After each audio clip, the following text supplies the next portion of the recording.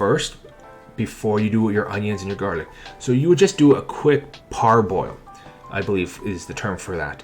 So that a parboil would be you have a pot of water going, a pot of boiling water, and then you would take your raw shrimp and you would put it into that water so it cooks until it gets changes color from that clear translucent to this vibrant pink that you see in these pre-cooked shrimp.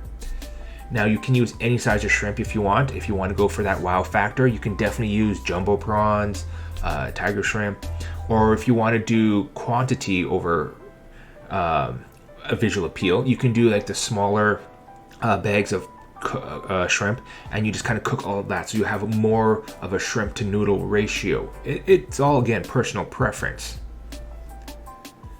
So here again, back to the video, I have added the shrimp to this, and then again I'm adjusting the heat constantly because I want to make sure the shrimp is cooked, or sorry, the shrimp is warm but not overcooked, because when shrimp gets overcooked, that's when it becomes rubbery and unappealing.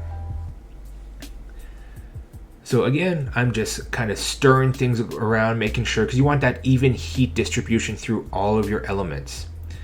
Now this is where I do see the appeal of using fresh garlic over minced garlic. As you can see in the corner of the video here, like a lot of the garlic just kind of sits to the side as you're moving everything around. Whereas if you have the, hey Jason, how you doing?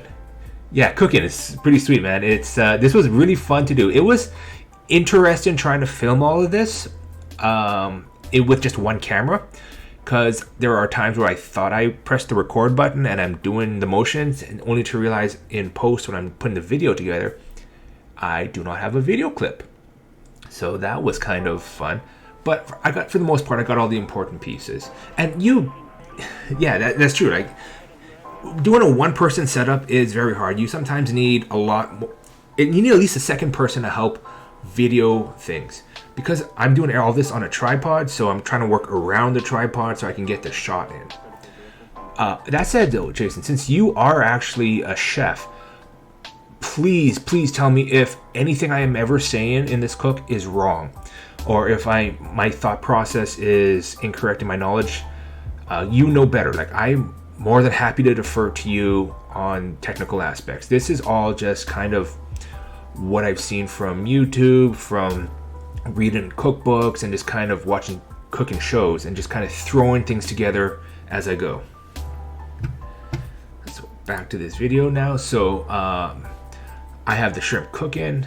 Oh yeah, YouTube is a great teacher. I've learned so much of, like, a lot of the foods that I made and posted has been stuff I've seen on YouTube or TV shows, and then I've researched the individual components. Now here is, so after I've had the shrimp, the onions, and the garlic cooking to the point where I feel like everything is soft and tender with the onions, the shrimp is warmed, but it's not cold. But it's not overcooked. This is where I'm going to make the cream sauce now. So now you can see here, like, this is the final view. Everything is green for the onions, it's all wilted. Now I'm adding heavy cream to the mix in order to make this cream sauce. Now a lot of the recipes I saw, they say to add 200 milliliters of heavy cream. For this one, honestly, I just eyeballed it because I knew I was planning to make a lot, so I didn't know how much the conversion rate would be from those recipes I saw versus what I'm planning to make. So I figured I'd just add a little bit more, or I'll just eyeball everything here.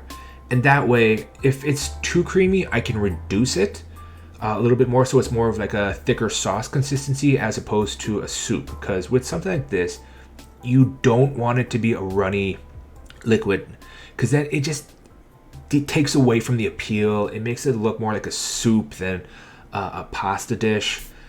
Some recipes have actually also said using equal parts heavy cream and equal parts milk. I tried doing one prior to this as a tester with milk, and I found that made it a little bit too runny. I found.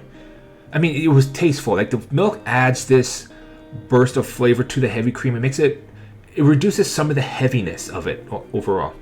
But that said, I did find when I was cooking it, it was a lot more runnier than I would have liked. So I had to reduce it a lot more, and when you do that, you could overcook the noodles. So this way I just did only heavy cream. So that way it still has that thickness to the consistency of it. And then it also has more, I don't have to reduce it as much and risk overcooking. Now, as the cream is coming to a boil, I'm obviously mixing things around, just getting everything coated a little bit. Again, always adjust your heat. Keep an eye on your heat because you don't want to do everything on one heat setting because